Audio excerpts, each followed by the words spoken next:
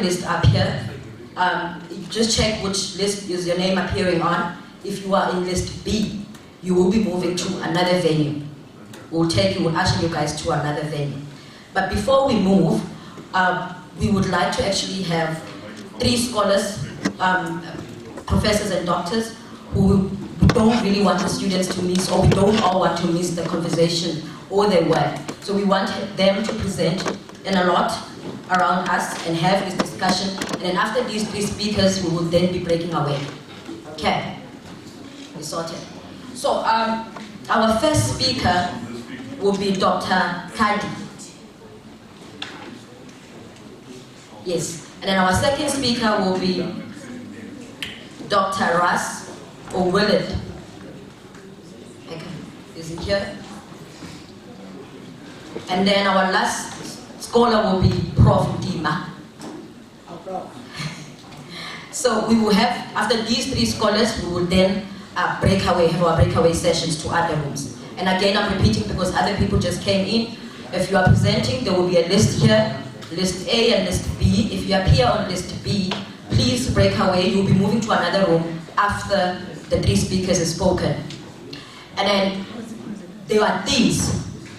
So if you're interested in one theme, if you go through our program, you will see that session A is looking at capacity building and professionalization.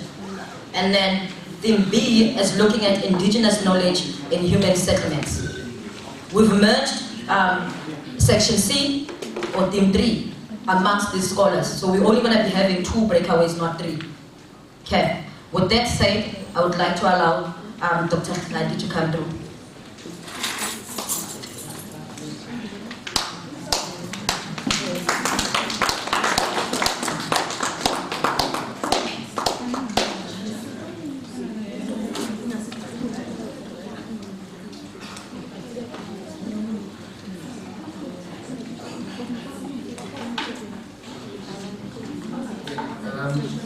Good afternoon, ladies and gentlemen. I think by now you're used to my voice. You know, somebody told me that my voice is romantic. and that somebody is my wife. Yes. Okay. Yeah, I'm presenting my second paper. You know, in my other life, I used to work for the State Agency Affairs Board. That is the softer part of human settlements. My second paper is around the reduction of transactional costs through trust building, a real estate market perspective. Committed to purpose and objectives. The study examined the procedural and substantive trust building mechanisms to explain the coercive effect to lower transactional costs, efficient resulting in successful estate agencies. And of course, we use the qualitative review methods through a systematic literature review, which is grounded on clearly articulated inquiry into the benefits of lowering transactional costs, applying systems and personal trust relationships. By way of providing some foundational elements of trust building, you know, the ancient Greek philosopher called Plato conceptualized what we call the Platonic guardians of trustees. And in his book, he advanced the idea of ruling for the public good. And Plato imagined the majority of citizens to place highest premium of trust to the philosopher kings to rule wisely and expect the elite to trust their subordinates not to poison their wine nor set their fire to their libraries. So in our contemporary society, you know, we demand and trust that governments will implement strategic programs in order to enhance what we call the public good. Next slide. The concept of phronesis as conceptualized by Aristotle, one of the great philosophers also, you know, he said every person or every society should be founded on three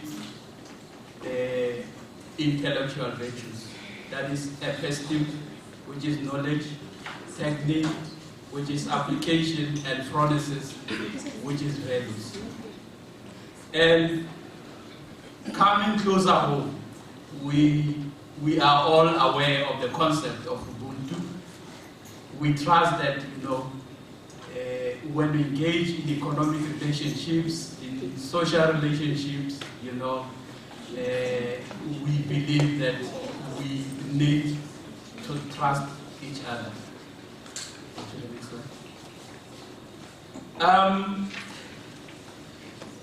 You know, the strategic motivation of each and every foundation of every firm is to achieve what we call corporate efficiency within acceptable conditions. And corporate governance mechanisms are antecedent to achievement of economic outcome. And the substantial role to be played by the conception of trust at interpersonal and systems level to reduce transactional costs is undervalued and under-researched in the real estate market. Estate agencies play a crucial intermediary role within the transactional environment, which is anticipated that they are predisposed to advance individual goals to maximize their own compensation. And to diffuse the potential rise of agency costs, these self-interested goals should be aligned to shareholder value enhancement. Go to the next slide. We'll pass the next slide. It just defines what is trust. You know, go to the next slide. Basically, trust can be postulated from two levels. That is interpersonal and system trust. And interpersonal trust can be demonstrated from three levels: generalized, situationalized, and political. Of course, the interpersonal trust describes the trust of individuals or groups, and it is predisposed by social and psychological characteristics. And go to the next slide. Systems trust describe the trust in systems, in processes, management systems, or corporate governance structures.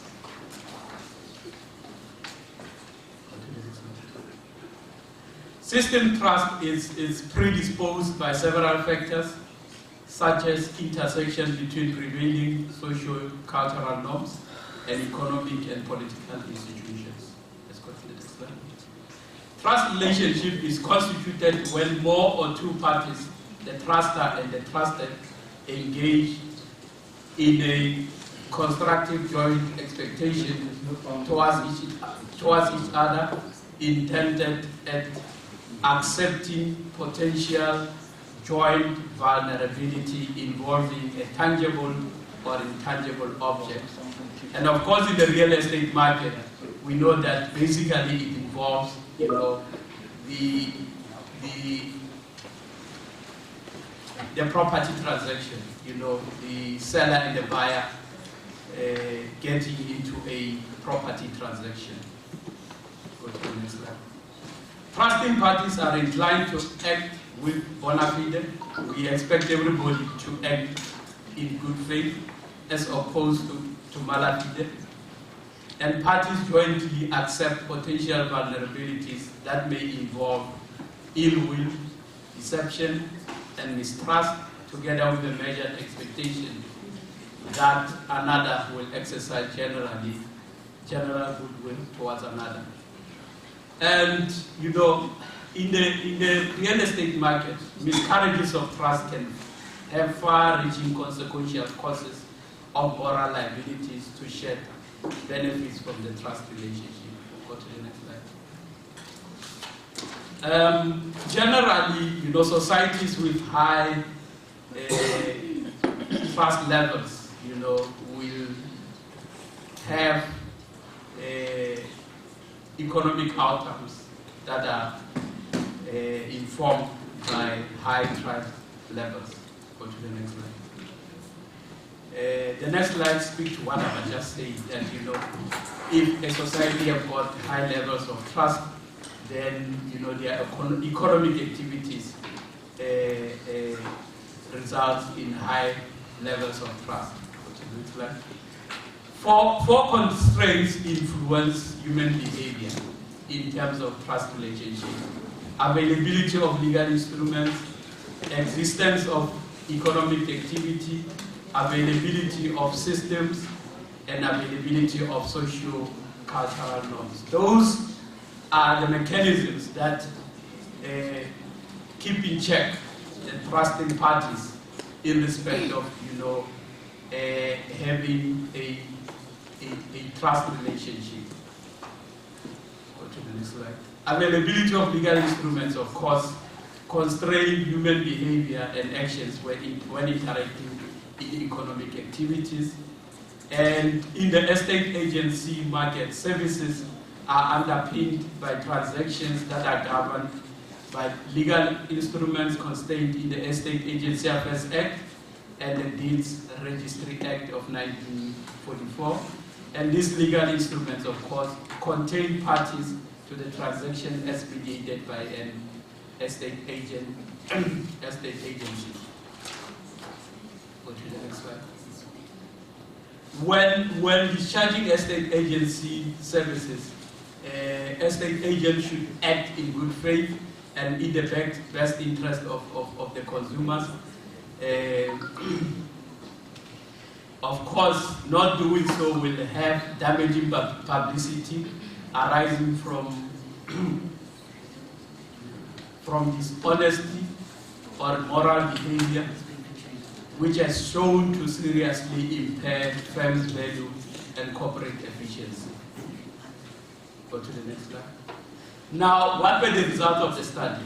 You know, like I indicated, the study used a systematic review, systematic literature review.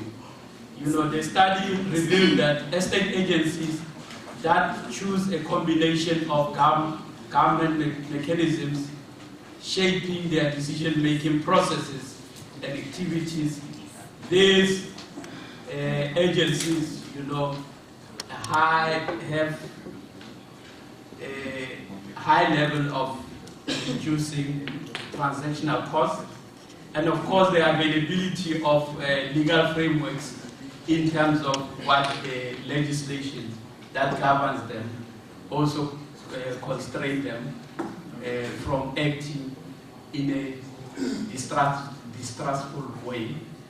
And of course, some of the mechanisms that estate agency firms can apply in order to lower transactional costs involve the following: availability of monitoring and evaluation mechanisms, supervisory mechanisms, managing risk compensation structures that is aligned to interests of estate agency firms. Those are some of the mechanisms that estate agencies can also apply. Go to the next slide. The research outcomes show that when properly executed, the corporate governance mechanisms will help in easing agency costs, decreasing transactional costs, enhancing performance, compliance with legal and administrative controls and operational procedures, and ultimately will stimulate corporate governance efficiency levels within those particular firms. Let's go to the next slide.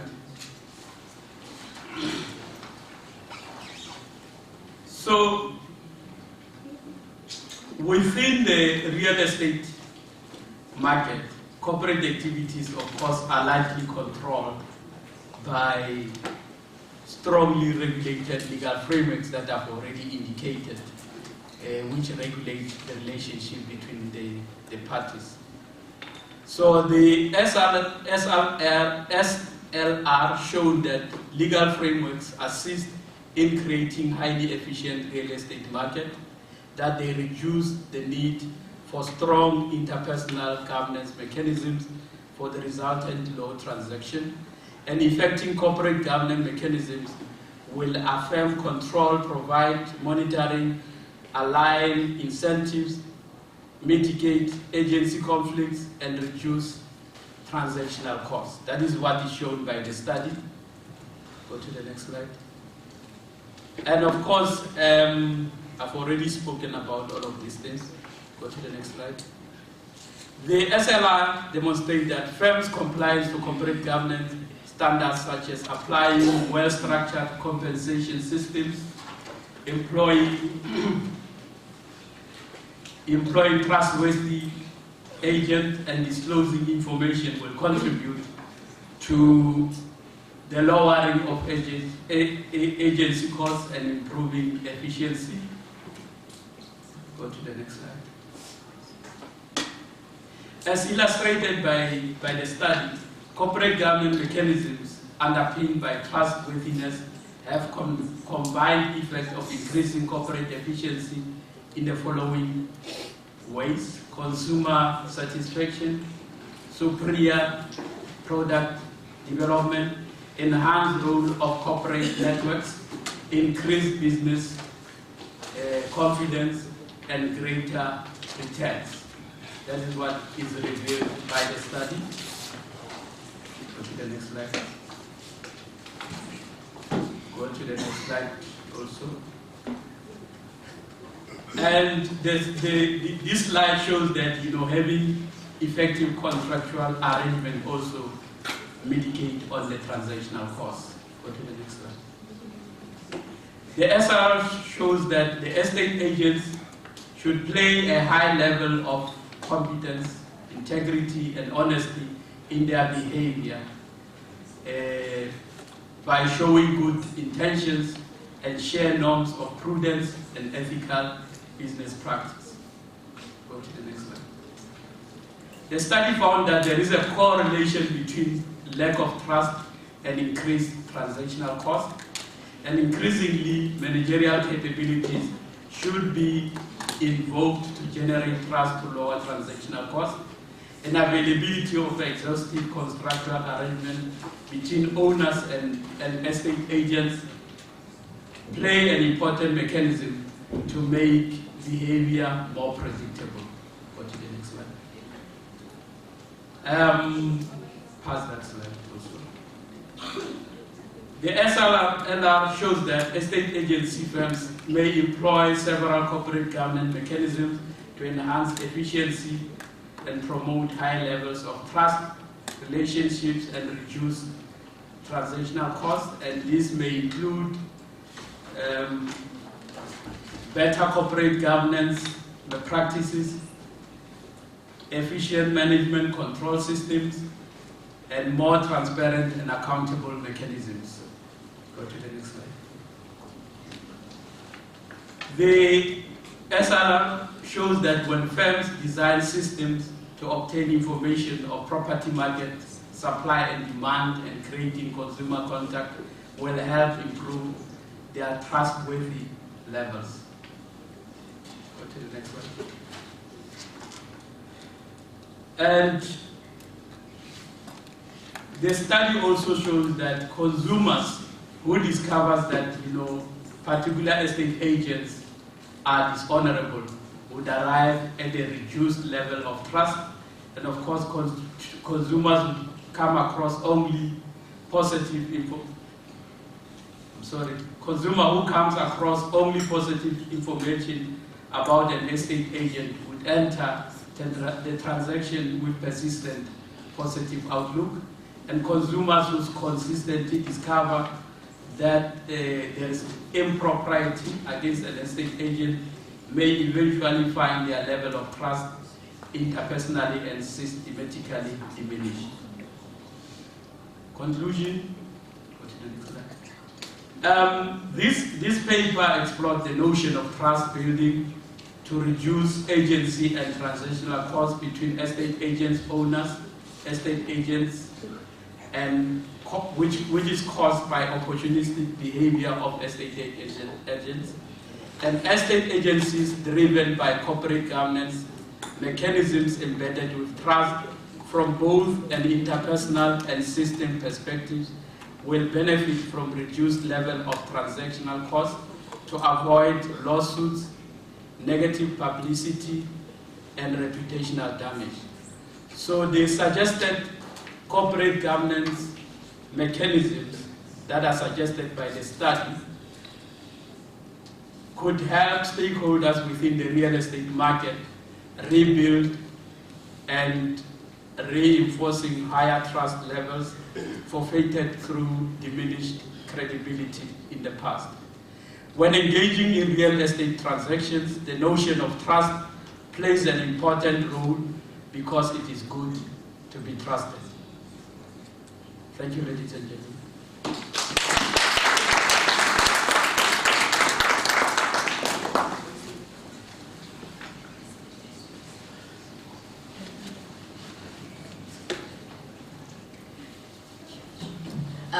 Thank you, Dr. Hladi.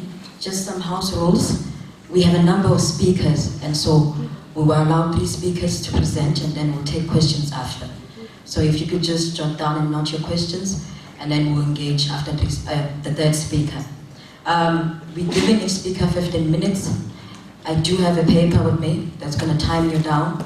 So while you're presenting, please keep an eye on me in front. With that said, we will now be going to Dr. Walid Ross. Is he in the house? I think he's still preparing himself. Let me move to Prophet Dima. You might be preparing yourself. I think I did not introduce myself. I am Tandega Kowa, affiliated to the University of Fort Hare.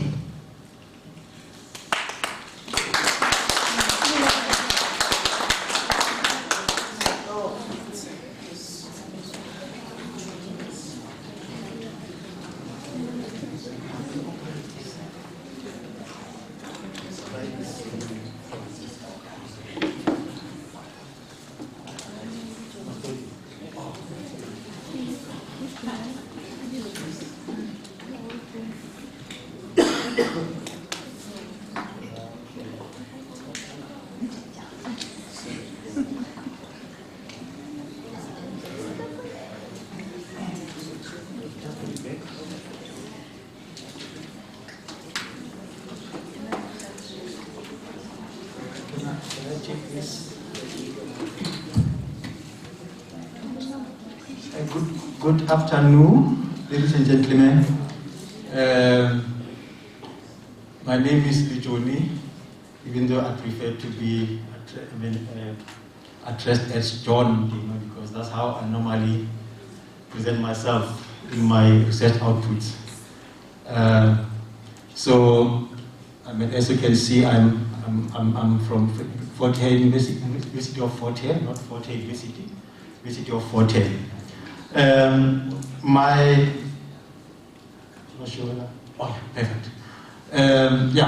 actually going to share with you the paper titled Socio-Spatial Change in a Small University Town, looking at Alice. Alice is where our university is found. So just to indicate that what I'm just about to present to you is a contribution that I made in an edited book. It was led by a group of scholars from Stellenbosch University, where we, as scholars, as academics, we're trying to respond to a critical question on the state of spatial socio-economic transformation in the country, looking at, I think, 10 or so different case studies, at least being one of them. So the title of the book that I'm talking about is South African Urban Change, 3 decades after apartheid, homes still apart. So the book's been published already. I think it was published in June, July, so it's a fairly new book. So through my contribution, I was actually trying to respond to that question using Alice as a case study as to what happened in Alice the past 30 years. I mean, if you were to look at the issue of socio-economic spatial transformation. And this was an update of a book that was edited by Lemon in 1991, where he looked at similar kind of case studies, although Alice was actually not part of that 1991. So the rest of the other case studies were there. So I just wanted to, contribute looking at Alice. So hopefully after 30 years or so, I'll then come back if I'll still be alive. Otherwise, some of you will have to take the bait in and run with it. So as part of introduction, I'd just like to quickly run through that brief history of Alice. If you look at Alice, it's no different from other small towns across the country. Issues that we find in Alice is the same thing that we find in other small towns. But it's actually a quite interesting journey in terms of the history of Alice, because this is a town that started as a pre-colonial rural Xhosa village with the native name Edigeni. I didn't know that till I do my research, meaning a flame or a pond. And then from there, through colonialization, the town was invaded and converted by missionaries into a colonial missionary station.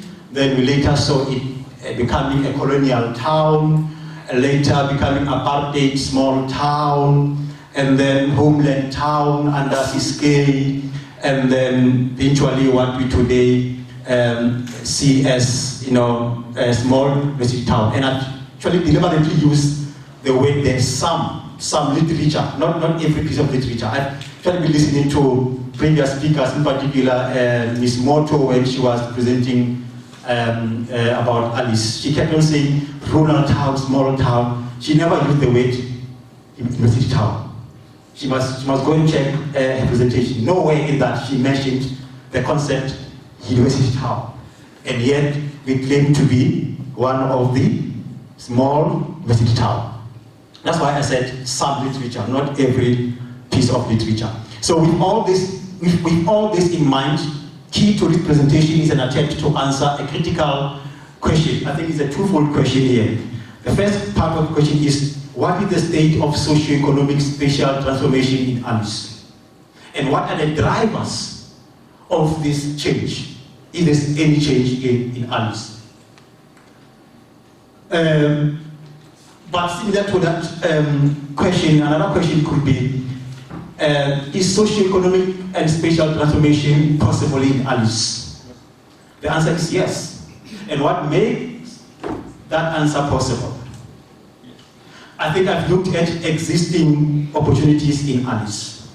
There are opportunities in Alice, and that makes this particular question that I'm asking here to be possible.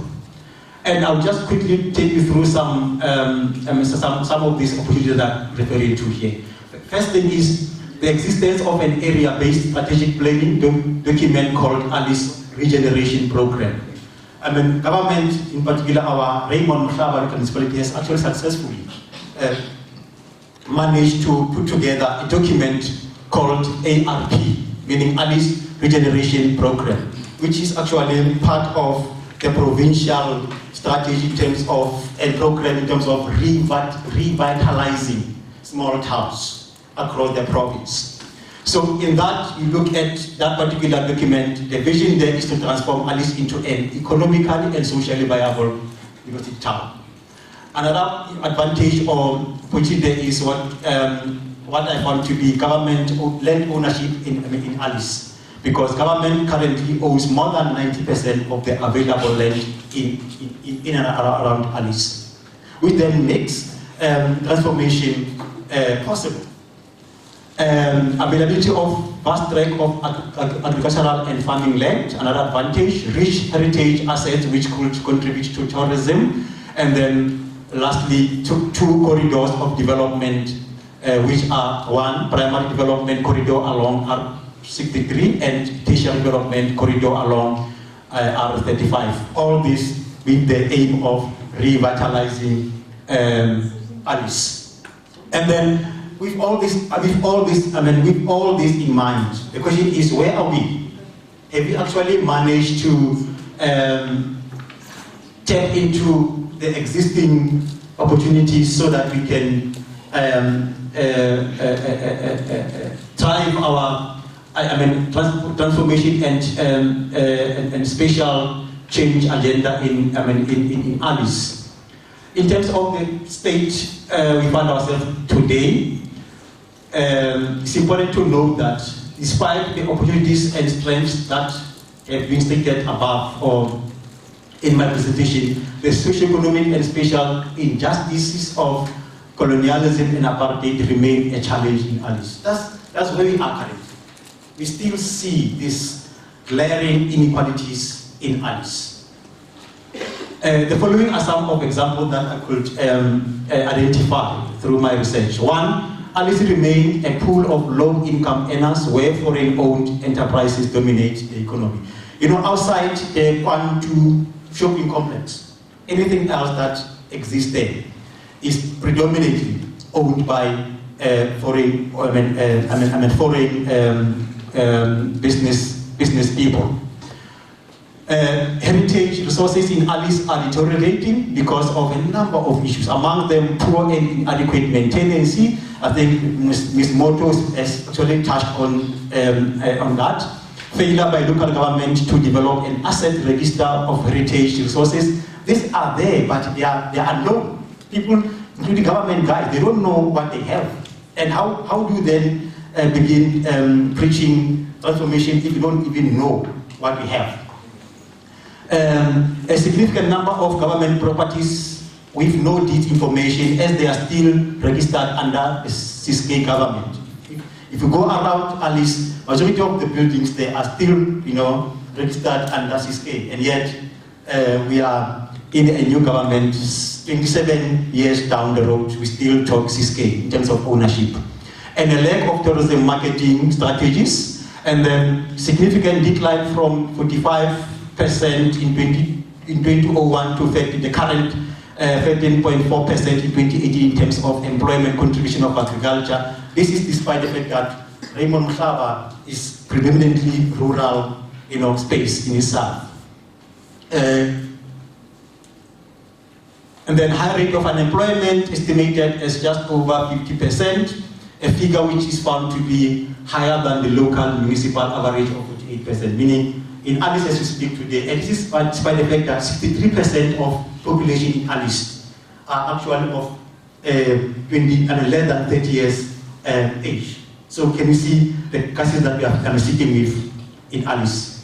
We have majority of people there being the youth, and more than half of them are unemployed. The housing backlog in Alice increased from 2,000 units to the current 3,000, meaning instead of seeing decline, we are now experiencing and we are seeing increase in terms of housing backlog. Dr. K, I'm aware. State-funded housing development could, among others, be criticized for further perpetuating the peripheral provision of exclusively state-funded. What we see there is not integration, but we see perpetuation of peripheral, this integration of the town, which is quite unfortunate because 90% of the land is owned by government. Why can't they use the land to integrate? Why can't they use the land to reverse the past inequalities? And then you go into areas like I've mentioned, the golf course, RDP, and many other parts of Nzelamanzi, you find people not really being not properly located. Accommodation for student, middle and upper income households and individuals remain a challenge in Alice. You remember what happened last year, I think, early 2020, when we had students protesting and shutting down the university. One of the key demands there was housing, student accommodation on and off campus. Failure to transform special planning in terms of the street names, especially the central business district, as the most accessible and strategic part of Alice. Despite being a political and educational home to many iconic figures, none of the main street, especially in the CBD, is named after any of these freedom fighters. This is what you find in Alice. See, these are the main street in Alice. And if you look at this thing, what comes to your mind? What this reminds you is apartheid, is colonialism. And yet it's a town that at some stage was a home to Nelson Mandela, Captain Mbeki, Robert Sebukwe, Chris Hani, but the most visible part of the town doesn't show any of those names. Growing culture of non-payment is a problem. Limited municipality capacity. I'll just quickly rush through this. Let me just quickly rush to my conclusion. Alice has a wealth of state-owned land in all strategic parts of town, together with tourism and agricultural resources that remain largely untapped. We haven't tapped into all these resources, and yet we are crying forward when it comes to spatial and socio-economic transformation. There is a backlog in accommodation, notably for professionals and students. As we speak now, this is a town where professionals come in the morning, in the evening, afternoon, they go back, either to Hogsback, either back to Fort Beaufort, King Williamstown, or East London. Nobody is willing to reside aside because of issues that I've just mentioned.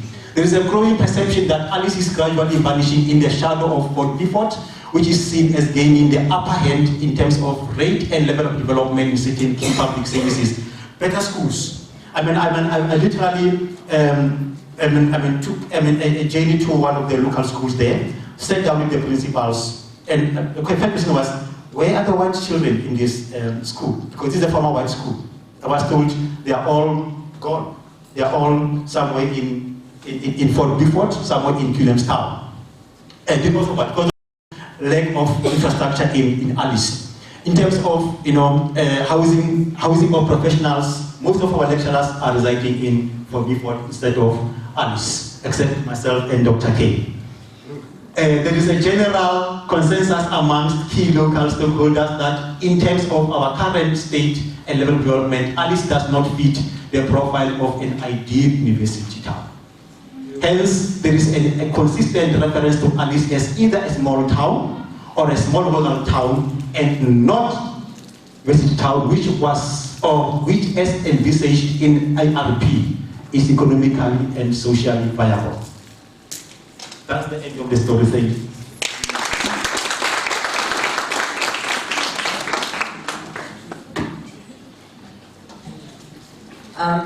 Thank you, Prof. Dima. In my time in university, we used to call such sessions umkhabulo. So we are here to khabula from one another. If so with that said, we'll be moving to Dr. Darlington.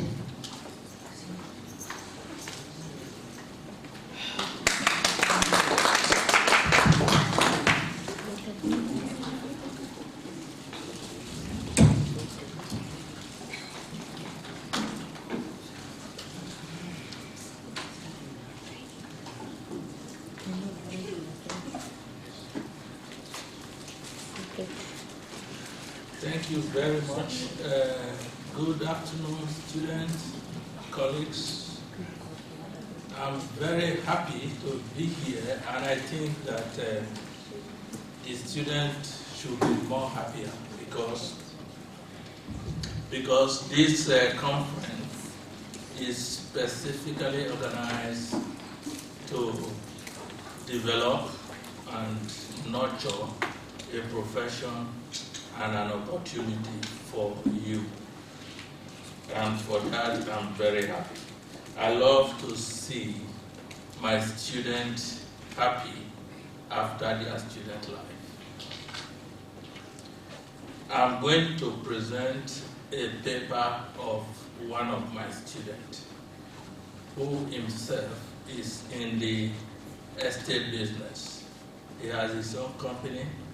He studied as an electrical engineering, and because of the interest in not making a profession as an avenue to gain employment rather than developing job, he created his own company.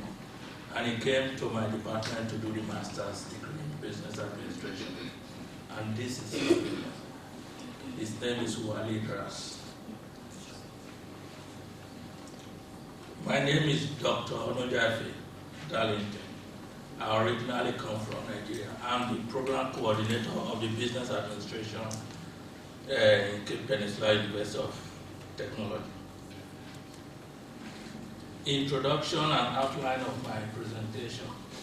Brief introduction and background, contextual framework, problem statement, research question, methodology, review of the literature, data analysis, conclusion, and recommendation.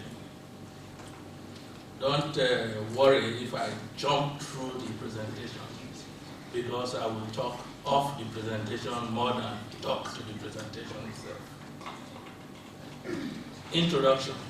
The Woodstock Revitalization Program was the anchor for this study, because the Woodstock historically is poor. It started in 1897 as a farming community, and over time it has moved from a very small farming community to unskilled working community, to even a community that accommodates gangsters, drugs, and crime, and criminals.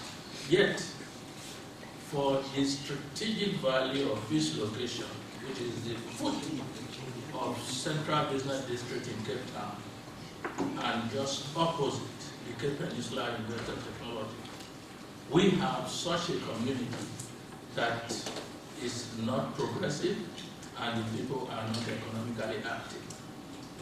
For this reason, this student project is becoming very important.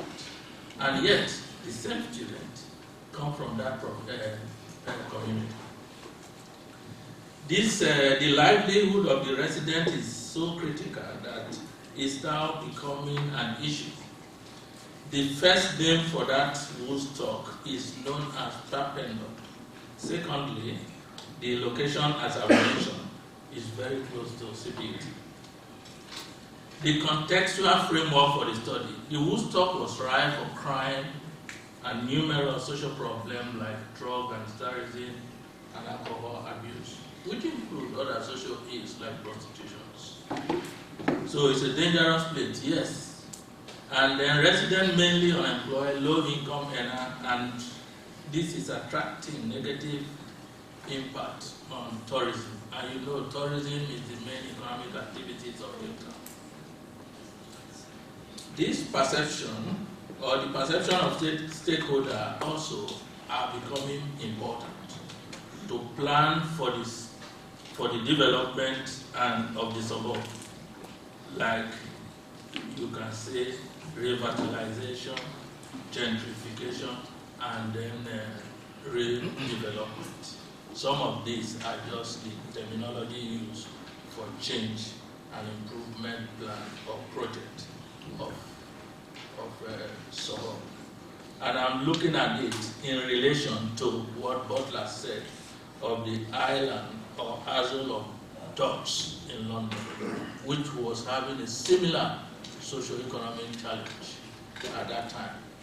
And then the government decided to develop. What is the problem that this research is looking at?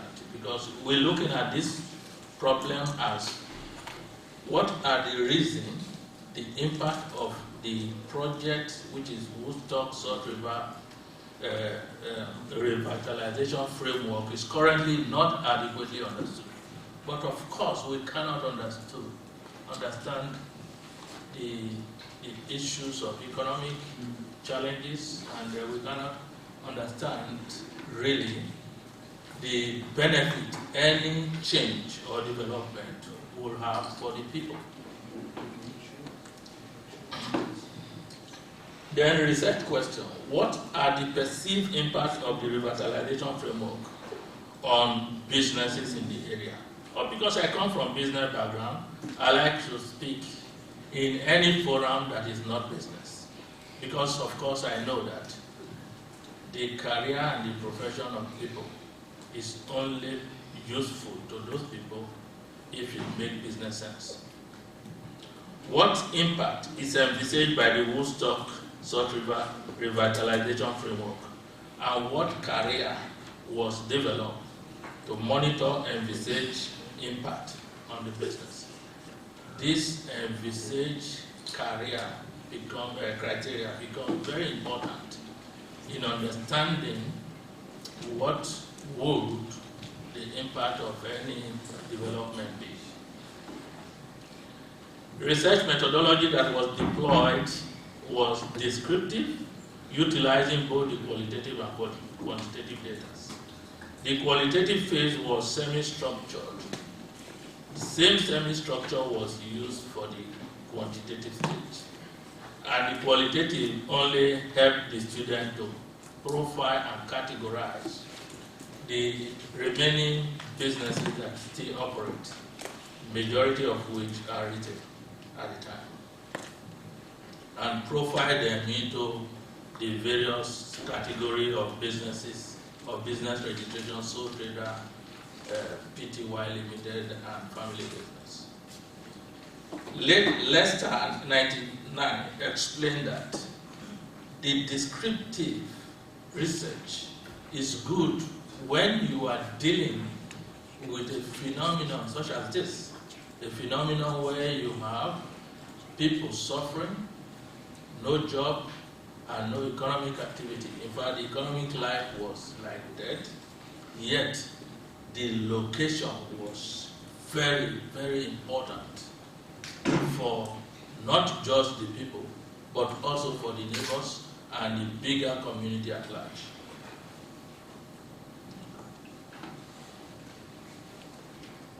Literature review, and you can see Yan and Chan noted that regeneration and revitalization program aim at continuous improvement and sustainable development of neighborhood. This will continue to happen, just like you have seen in many places like Azul of Dog. And I was even told of the same thing that happened when the United States the seat of government was moved from New York to Washington, and when the Nigerian seat of government was moved from Lagos to Abuja. Many of these type of development are very critical. Robert and Prasad said, define urban regeneration as a comprehensive and integrated vision and action which leads to the resolution of urban problems and which seeks to bring about improvement in the economic, social, physical environmental condition of the area. And Rice and Crispin refer to the regeneration and development of part of Australian city, Tasman, as re-imaging, remaking the image to look like, to take a new or deserved image. Jackson noted that there are both positive and negative aspects of the impact of any of such projects or programs. They will always have an impact, negative and positive. Now, here are some data that I just picked randomly because it's a thesis. So you will see from the distribution of business activity, a total of 46% of business operated as sole trader, sole partnership, while 24 and 29 operated as close cooperation and private company respectively. So those are basically small family business. And then, because I'm looking at the data also, and then the distribution of the age of business, 1 to 3 years is about 25%, when 7 to 10 years is about 13%. This data was collected during the revitalization program itself, when many of the buildings have been redesigned and redeveloped. The 67% of respondents thought that Woodstock Salt River was a good location for their business. The further 13% chose the current location because rental there is cheaper compared to other places. In conclusion, the perceived impact are found to be vary according to respondent needs, context, and interest as we speak. The extent to which the revitalization framework impacts small business development is based on an increasing flow of capital, which sometimes force the closure of small businesses that are formerly resident, as they could not compete. Competition will always remain the game of revitalization and gentrification. To manage the impact on small business, A and B above must be considered in planning to accommodate residents from the local environment in future development. But how you do that is very, very difficult, sometimes impossible, and unimaginable. Recommendation: understanding of the project benefit and classification of beneficiaries is important for planning future human settlement projects and programs. This understanding is possible through similar studies that you could do of stakeholder engagement, and understanding is important for both capacity development and planning and support requirements for business development to achieve sustained capacity development necessary for economic growth and job creation. And the last one, partnership between human settlement actors and community is very important. Thank you.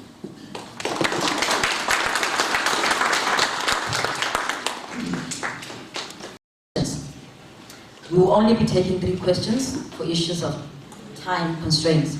We're only taking 3 questions. In the same light, we will be sharing up on our screen session A and session B. So presenters, please check which session you're presenting in. All right. Questions? I had someone who was helping, but it's okay.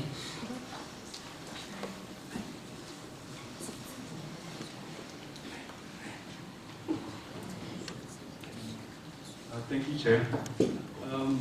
My name is Natal Butelezi. I've got a question for Prof. Idema. It was quite an interesting subject that you had.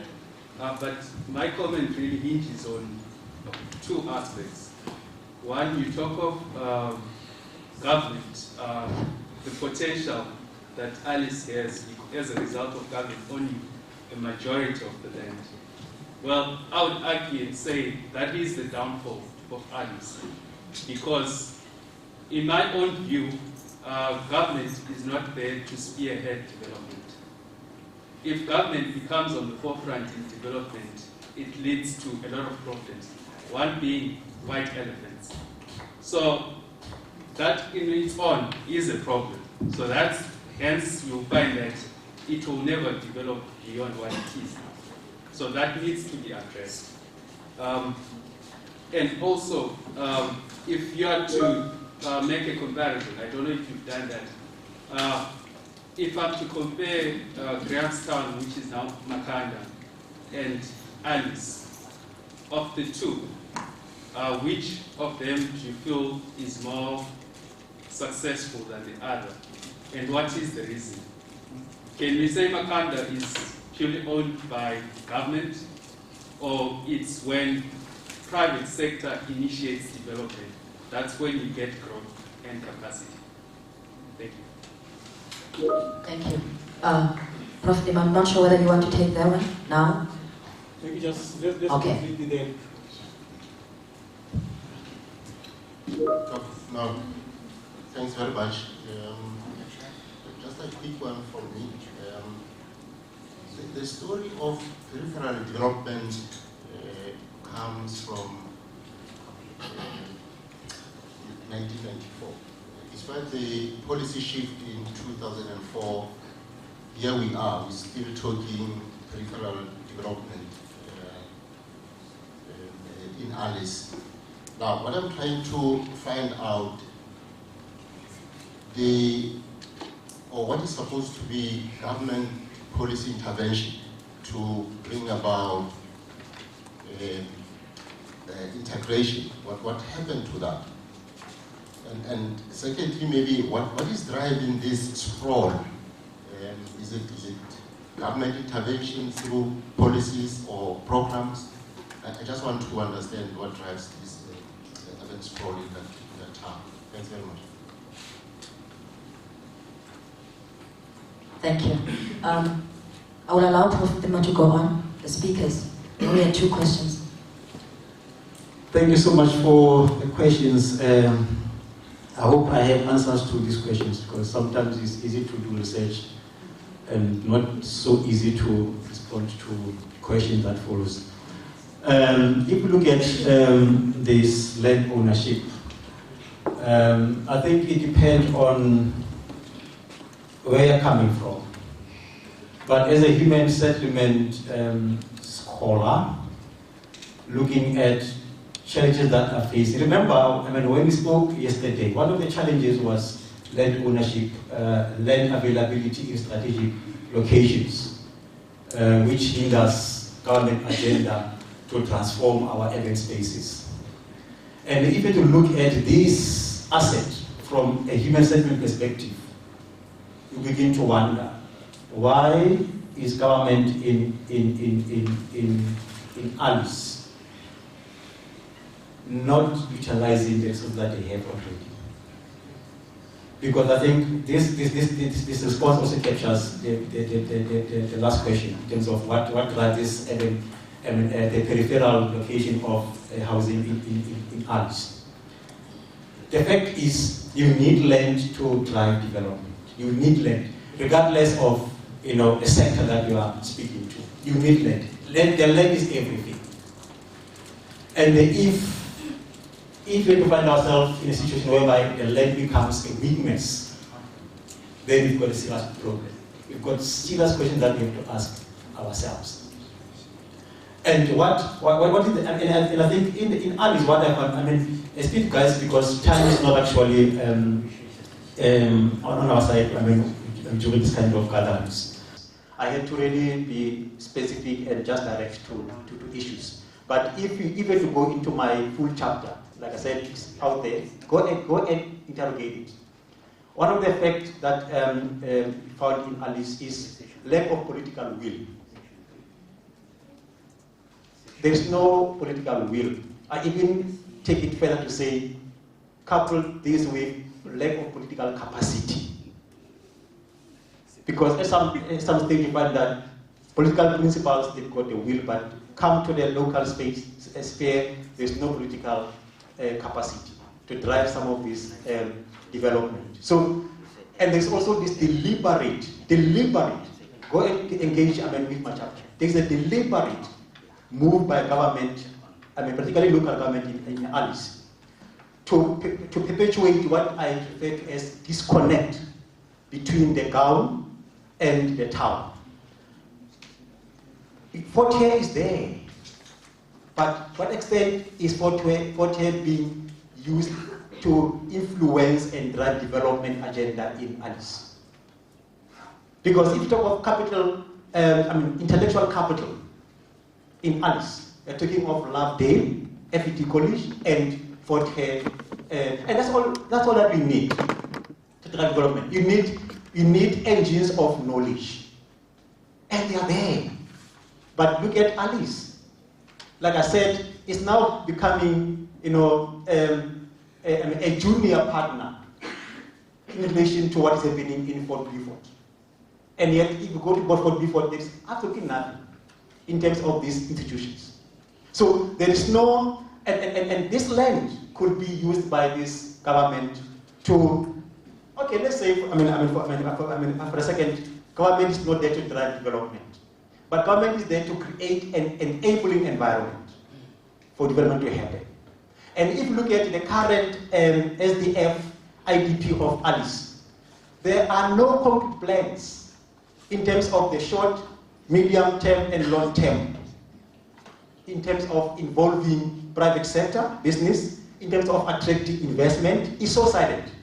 In terms of tapping into this think tank called Hare and Loveday.